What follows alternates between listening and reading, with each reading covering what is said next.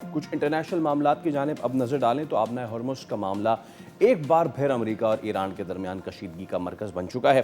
ایران نے آبنۂ ہرمز کھولنے کے لیے واشنگٹن کے سامنے کچھ مطالبات رکھ دیے ہیں۔ ایران کا موقف یہ ہے کہ امریکہ پہلے اسلام آباد مفاہمتی یادداشت کی تمام شرائط پر عمل کرے، جس میں فوجی کارروائیوں کا خاتمہ، اقتصادی پابندیوں کا خاتمہ اور منجمد ایرانی اثاثوں کی بحالی شامل ہے۔ دوسری جانب امریکی صدر ڈونلڈ ٹرمپ جو ہے وہ نمک چھڑکنے کے مترادف کام کرتے ہیں۔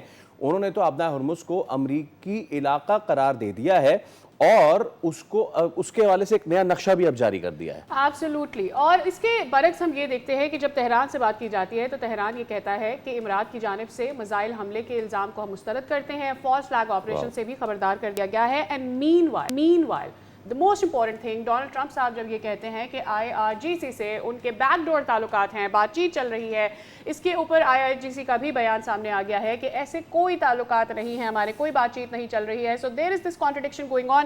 اسی کے اوپر بات کر لیتے ہیں۔ جوہر سلیم صاحب ہمارے ساتھ موجود ہیں، سابق سفیر۔ السلام علیکم جوہر صاحب، بہت بہت شکریہ آپ کے وقت کے لیے۔ سر، ڈونلڈ ٹرمپ صاحب کو رات کو شاید ڈریم ہوا ہے، یا اگر کوئی اور اس کے پیچھے آپ کو سمجھ آتا ہے پرٹیکولر ریزن، لیکن وہ سمجھتے ہیں کہ USA کا حصہ بن گیا ہے اب strait of Hormuz. What do you think? دیکھیے، یہ اس طرح کے خیر بیانات جو ان کے ہیں ٹرمپ کے، اس کو آپ سیریسلی نہیں لے سکتے۔ وہ اس طرح کے بیانات دیتے رہتے ہیں، وہ اس کی تردید پھر ان کے ایون جو آفیشیل کوارٹرز ہیں وہاں سے آپ، لیکن اس وقت ہو کیا رہا ہے وہاں پہ وہ زیادہ اہم ہے۔ ایک طرف تو جو ہے ظاہر ہے کہ دونوں جو حریف ہیں مین، یعنی کہ ایران اور امریکہ، وہ ایک دوسرے کو تھریٹس وغیرہ ٹریڈ کر رہے ہیں، دے رہے ہیں ایک دوسرے کو دھمکیاں، وہ تو چلتی رہتی ہیں، پہلے بھی تھیں، ابھی بھی چلیں گی۔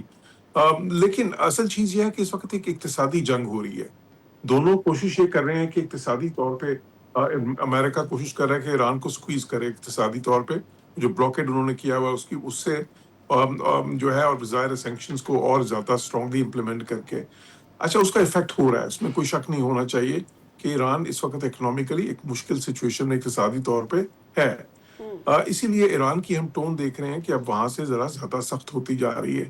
اب وہاں سے اس قسم کے بیانات آ رہے ہیں کہ جی اب ہم ڈیفینسو پہ نہیں رہیں گے بلکہ ہم اوفینسو پہ چلے جائیں گے۔ مطلب یہ ہے کہ پیسے پہلے تو یہ ہوتا تھا کہ امریکہ کی طرف سے ایکشنز ہوتے تھے اور ریئیکشن ہوتا تھا ایران کی طرف سے، لیکن اب وہ یہ کہہ رہے ہیں کہ جی ہم اوفینسو پہ چلے جائیں گے، یعنی کہ ایکشنز ہماری طرف سے ہوں گے بغیر کسی پرووکیشن کے۔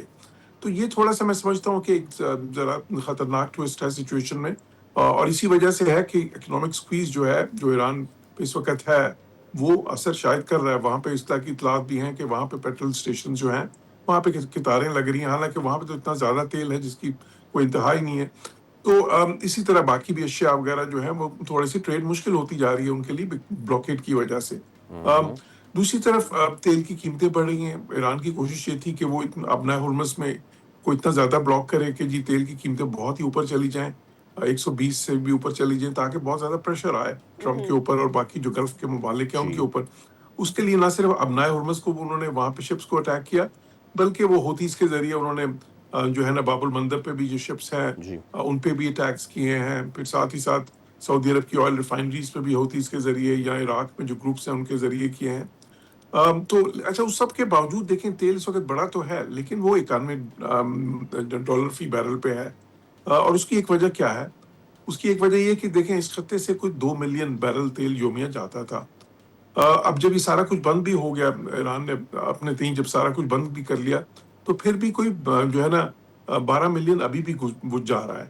ایک تو سعودی عرب ایسٹ ویسٹ پائپ لائن سے انہوں نے، دوسری طرف اپنا جو پورٹ ہے یامبو کا، ادھر سے وہ گزار رہے ہیں، جو ان کا ریڈ سی پہ ہے، باب المندب کے ذریعے حالانکہ اٹیکس بھی چل رہے ہیں لیکن ساتھ ساتھ آئل بھی گزر رہا ہے۔ پھر UAE نے اپنا پورٹ، وہ جو فجیرہ پورٹ ہے، اس طرف شفٹ کر لیا، وہ گلف آف عمان سے بھیج رہے ہیں اپنے ہرمز کی جگہ۔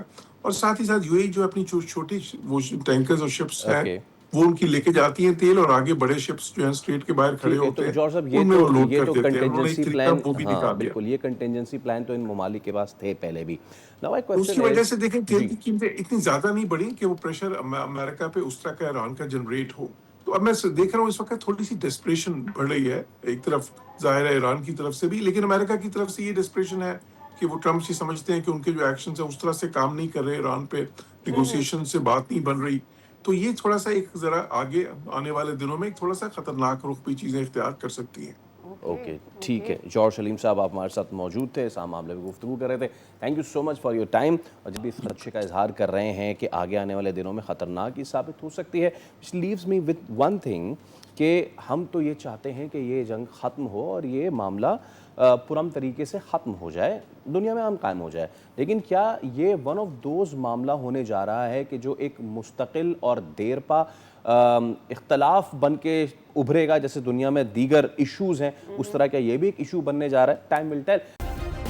سبسکرائب کریں اور بیل دبائیں تاکہ کوئی خبر رہ نہ جائے.